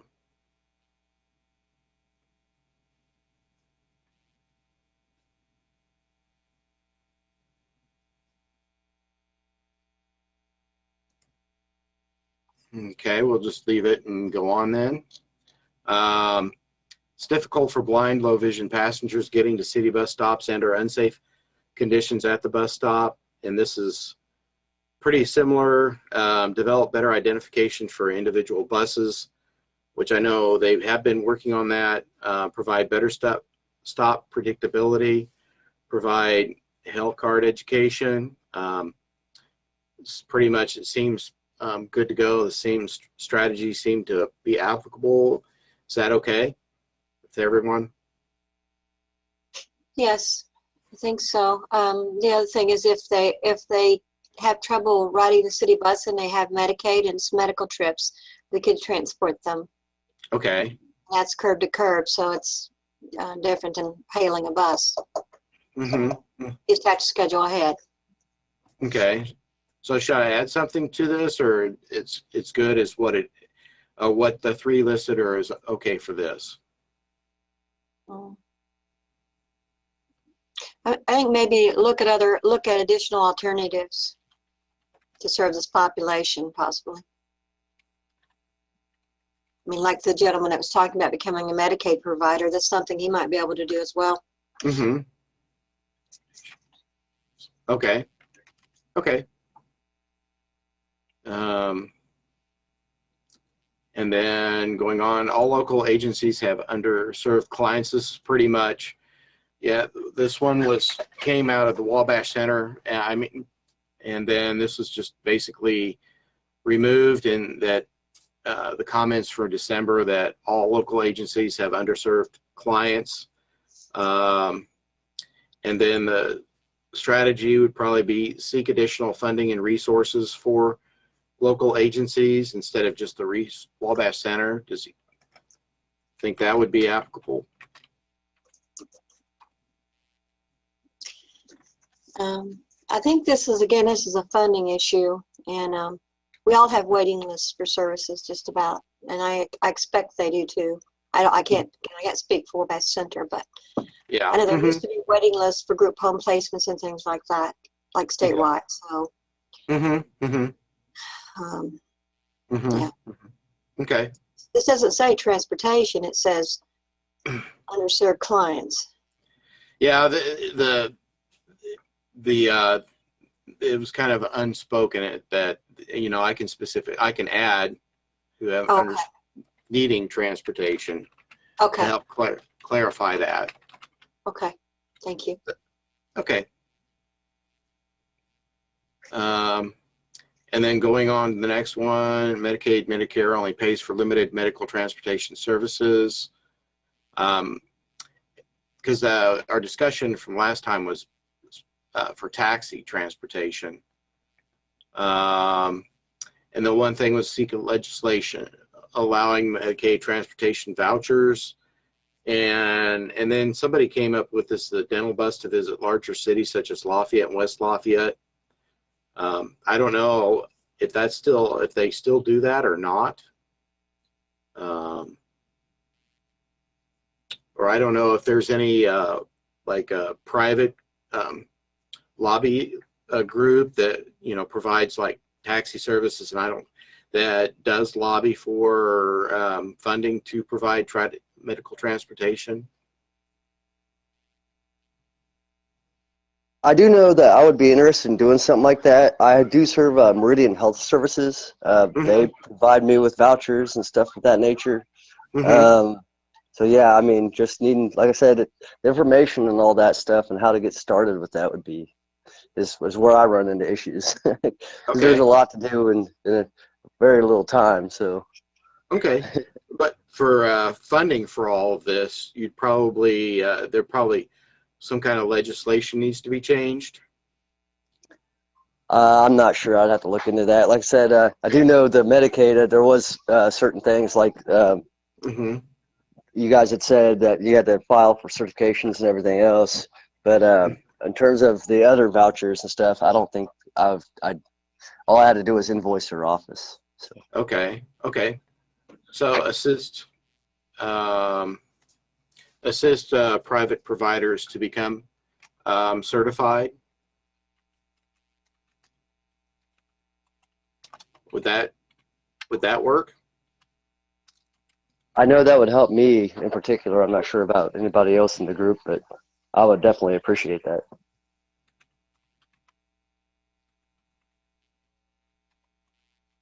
Okay.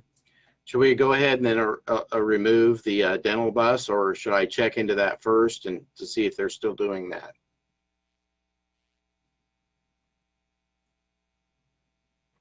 I've not heard any comments about that being a problem currently, but I Okay. could be out of the loop too, so I don't know. Well,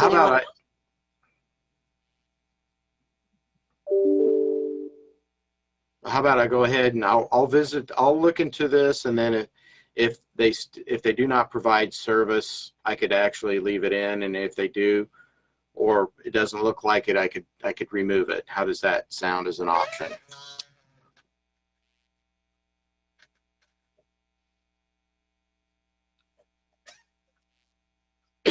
Excuse me. Okay, we'll go on to the new issues. There's just a few of them, and then we'll have this one done. Appreciate bearing with all this. I'm sorry. I wish we could have done it a different means. Inappropriate assistance to blind, low vision persons create safety and security concerns while riding city bus. I know since nobody is here for city bus, I can specifically ask them and ask for their strategies if that would be something that this group would want me to do, or if anybody has any thoughts what we should add as strategies for this. Are you guys going to be accepting feedback like afterwards? Because I was going to take this to maybe some of the people that were affected and ask their opinions on it, because I know they're the ones that are suffering from it, and they're not necessarily myself. So there's things that they could think of that are, outside the box that I would never have thought of. So I get that all the time. Yeah, I mean, most definitely. I mean, if you come up with or hear of a strategy or something to that effect, or anything else regarding this that we haven't thought of through these meetings, yes, we would be more than welcome to incorporate that, because that's what we're trying. Here at Area Plan, we have maybe an idea, but then you guys have a better idea. But actually reaching out to individuals, if you hear something from an individual or two about this, that would be great if you could pass that along. All right, I definitely will. Thank you so much. Okay. So how about for this one and the next one, since it's located or they're pretty much city bus specific, I'll just ask the staff and develop strategies for them. Does that seem like a good option for everybody at this time?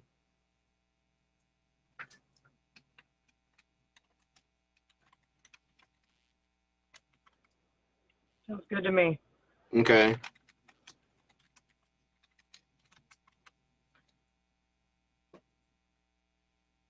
And then limited transportation, especially before midnight, purposes shopping, work, entertainment, cultural, community, and cultural events. I think this was pretty much similar to one we had before.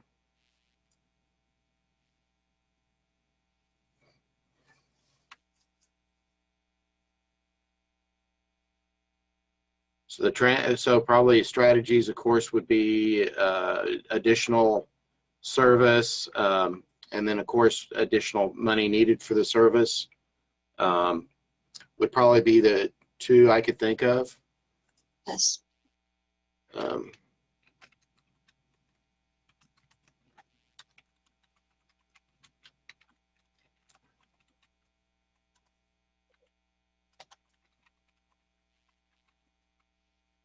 And also for further outreach, so that people know what really is available, because there may be some that's available they do not know about.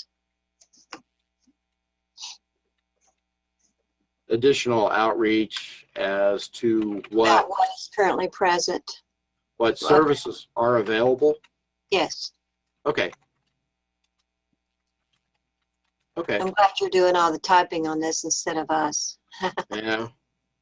Fun times. Mm-hmm. Okay. So does that cover those? Okay, I think this is the last one here. Then we'll be done with this one.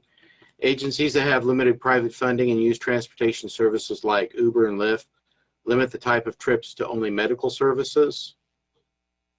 So when back in December, when we were discussing the issues, there were some agencies that did have that had private funding that was available to them, but the caveat is that it was only for medical services. And then the thought was it would be nice to not limit it to just medical services, but for any type of transportation service. That was the issue identified.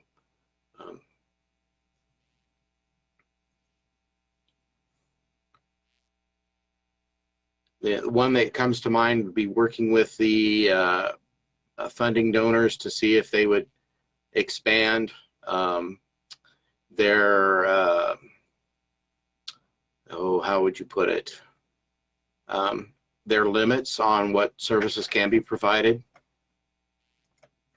Would that be a good strategy?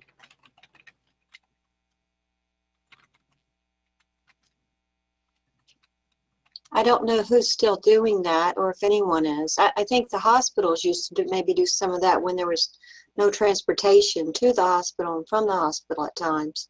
Mm-hmm, mm-hmm. I don't know who's still doing that with private funding. Does anyone know? Is that even still happening? Yeah. I think caregiver companion. Okay. Mm-hmm. All right. Thank you.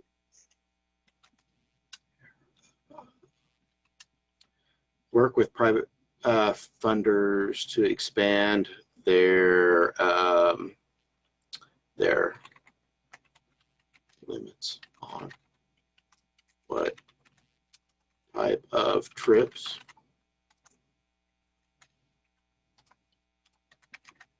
Yeah, I'll probably have to wordsmith this one a little bit, but basically, does that strategy seem to work with everybody?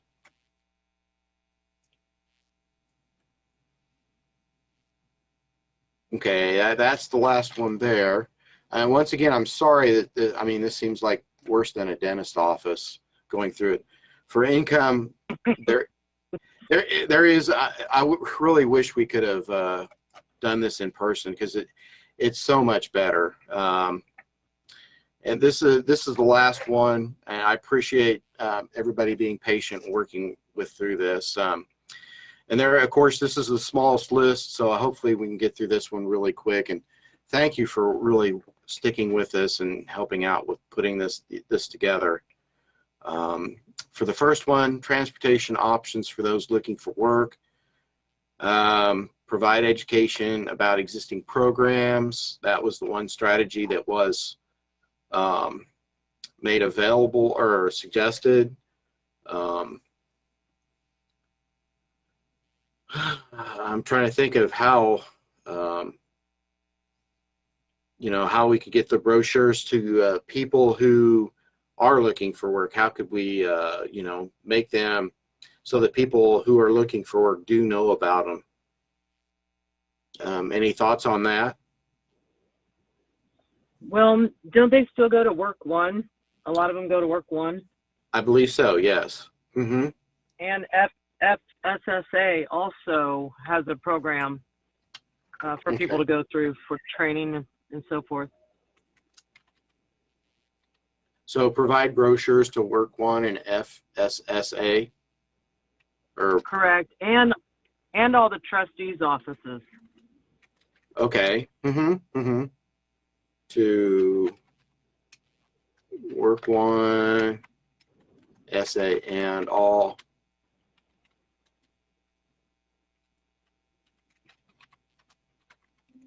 Okay, great.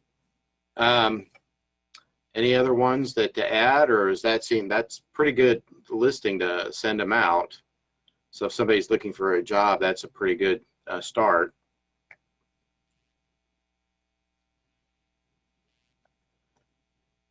I also know community corrections, their work release program, they're always looking for jobs and so forth. Okay. So basically add them too. Yeah, I would. Okay. I'll probably just add it into one and just add a work one FSSA, community corrections in all three trustees' offices. So anything else that would help or be a good strategy to address or help people who are looking for work?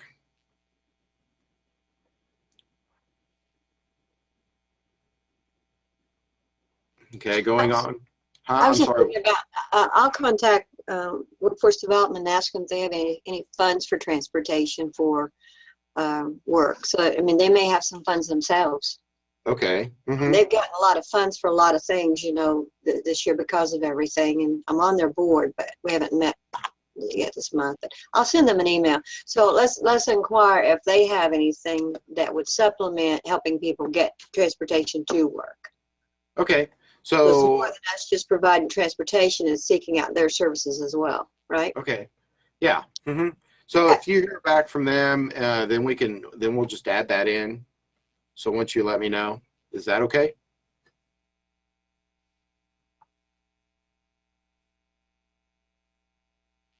Okay. Going on to the next one, lack of fixed route service to Head Start on Eisenhower Road. I know city buses tried to look at this for a while. Right now they can't. Maybe if they get this new service up and running to, like, for example, other areas, they can add this, but this has always been an issue for quite a while. Can anybody think of any additional strategies to add?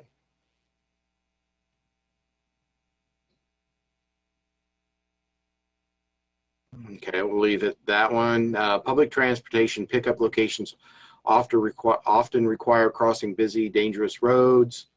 This one we had a lot of them and probably still applicable. Coordinate with APC Lafayette, West Lafayette, and City Bus when addressing hazardous bus stop locations. Employ contact sensitive solutions, especially with NDOT when reconstructing and developing road projects improvements. I know every time when we do get see new projects, we do also ask that they include bus stops. So they are starting to do that. I believe Klondike Road that was just recently completed, their bus stops were upgraded, I think for just a pad right now, but City Bus plans to improve those. Improve general street lighting, develop, adopt, and implement a suite of pedestrian-friendly street treatments. I believe Tim, our assistant director's updating our thoroughfare plan. I think he's including items such as that in its development from it's my understanding. So is there anything else? That's correct. Just to weigh in on that real quick. So we have talked to City Bus specifically about that. They're developing a policy about what sorts of amenities would be appropriate when a new development comes in.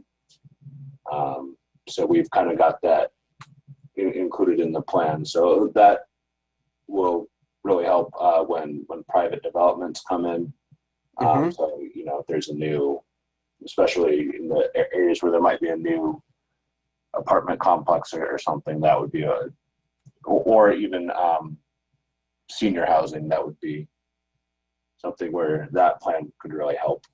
And also, I think we might want to maybe just add a little more of a general thing about the transit amenities again, similar to what we added before. You can probably kind of copy that same sort of thing in there, because again, you know, people want to have a safe spot where they can wait for the bus. Okay, other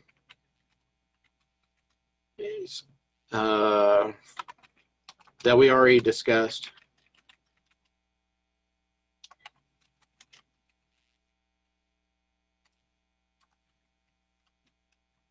Okay, does that take care of that, Tim?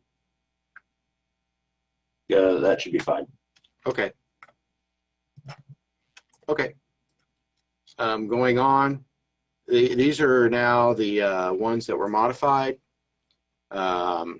Transportation second and third shift workers, challenging transit.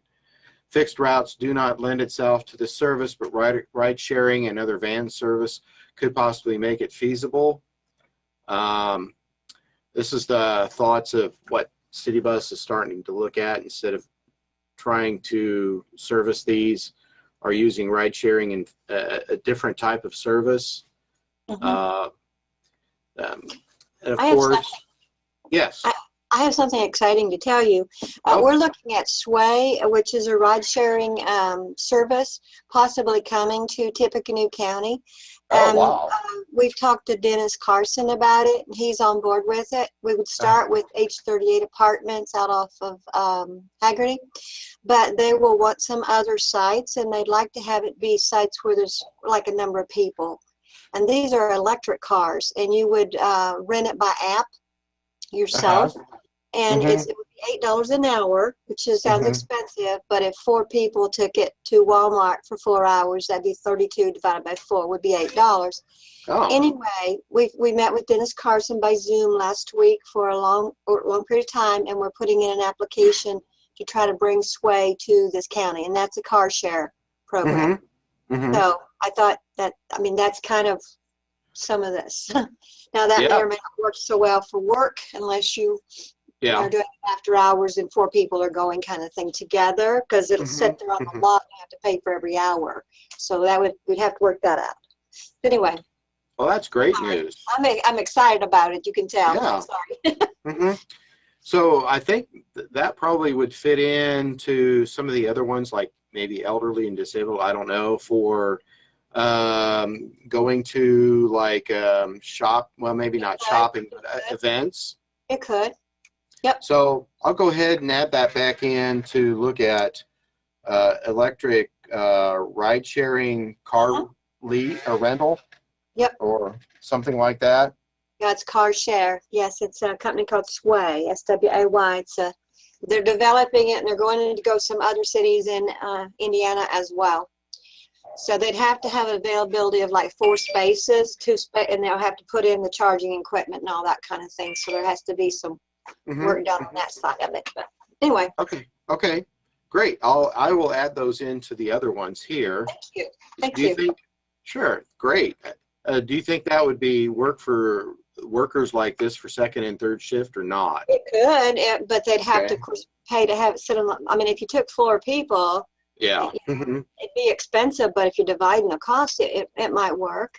Probably those little volts, but I don't know how many people those hold. I don't know if they hold 6 or, how many people could actually ride at once. Possibility. Let me see how to put this. Car sharing. Let me see.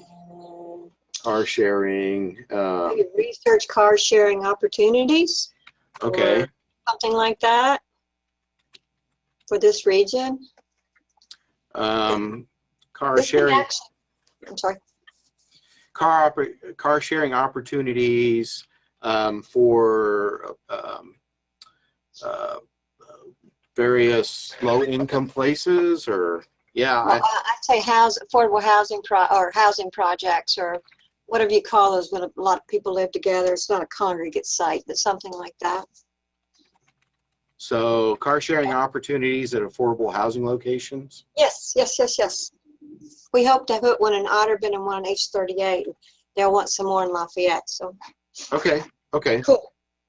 And this is renting. It's you rent it by the hour by your phone. You have to go on and go to the app, and then you pay it, and then you rent it out. Yep.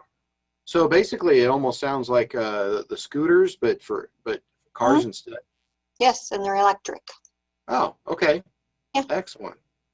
Okay, well, I add those on. I definitely have that. I've added that one. So, any other ones to add on this?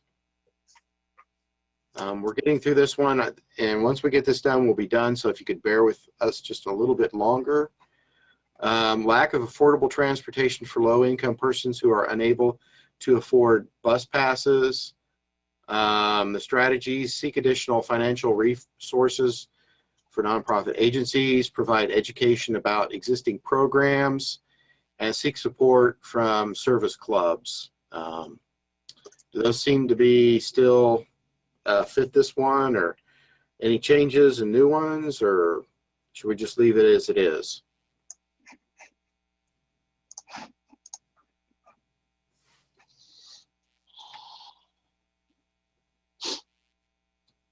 Okay, we'll go ahead and leave that. Limited transportation serviceability, especially before midnight. This is basically, we could add the one we just mentioned, discussed to this one.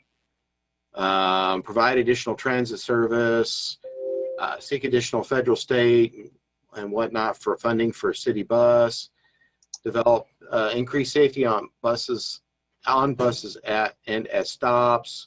I mean, there's a whole list of things here that I think are still applicable, and I can add the that one that was just mentioned to this as well.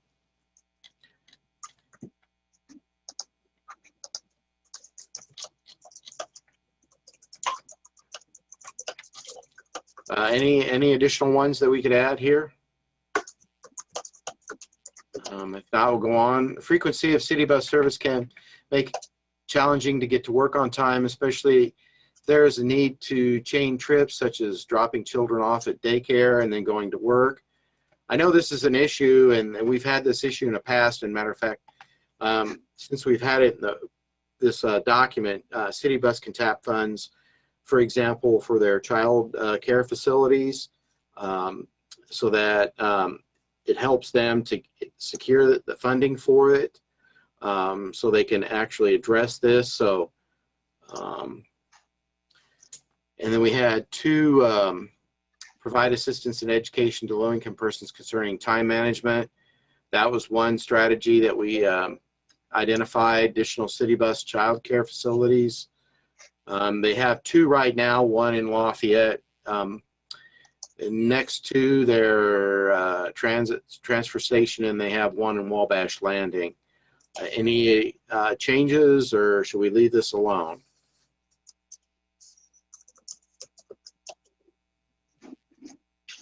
Okay, we'll go ahead and leave that one alone. And then I think these are the last two. Organizations having access to affordable transportation for patrons who are in crisis or in acute need, like in the homeless shelter. It was an interesting discussion that we had, and this came up, of course, at the December meeting. The question is, what strategies, the one that I can think of right offhand would be for these, like the homeless shelter, give them brochures, provide brochures to these organizations. Anybody can think of any additional strategies?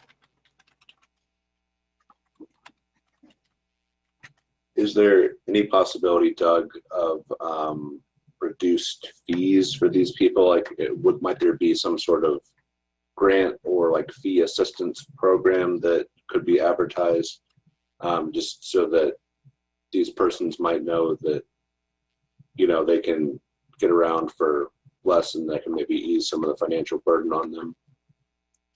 That's a good question. I don't know.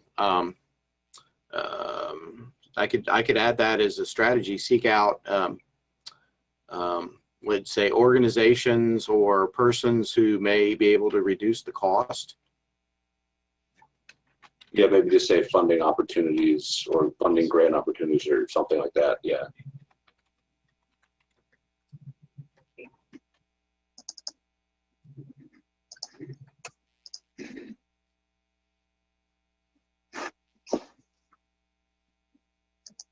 Something like that. Yeah, that's fine. Yeah. Okay. Anything? Any other ones to add? Okay, the last one. Need more transportation options in the county or rural area. We've talked about this, and I think, Elba, you mentioned that right now. I know you do provide the services, which is great, and you're just needing more drivers to provide the additional services. That's correct? We need drivers, and then in the rural area, we need riders. Okay. Mm-hmm. We put flyers everywhere. It's, of course, that's people that are in that certain 5311 district. So. Okay. And then something about more provide additional advertising. Yeah, right. To reach that population, or the rural population.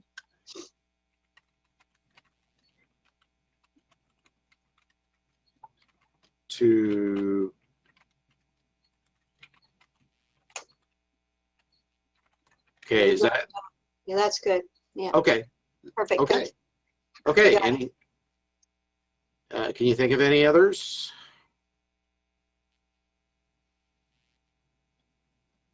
Okay. Well, we got through all three, and again, thank you for getting through that. I wish there was a better way to do that. We'll go ahead and clean all of this up, and then again put together that list. And then I have a few things here on my to-do list to follow up on, and I will definitely start cranking out the brochures. So again, if you'd like paper copies, please feel free. Either give me a call or send me an email, and I'll be more than glad to make them for you. Okay? Any other final comments or questions, concerns to add for this meeting? I just wanted to reiterate regarding the brochures that although right now we only have them in English, we are working on getting them translated into Spanish, Korean, and Chinese. So that is available in more than one language. So if you guys have some clients that might be able to take advantage of that, then just keep in mind that that is an option. Great. Thank you, Tim. Thanks for the opportunity to give input. I appreciate it. Great. Well, we definitely appreciate being on the call here and giving us letting us know what you see in the trenches. So with that, again, thank you for everyone listening in and helping. Do appreciate this. Moving forward this plan, we will start again. I'll go through my to-do list, what I need to do here, and we'll incorporate all of your comments and suggestions that you gave this afternoon. So thank you very much and have a good day. You too. Thank you.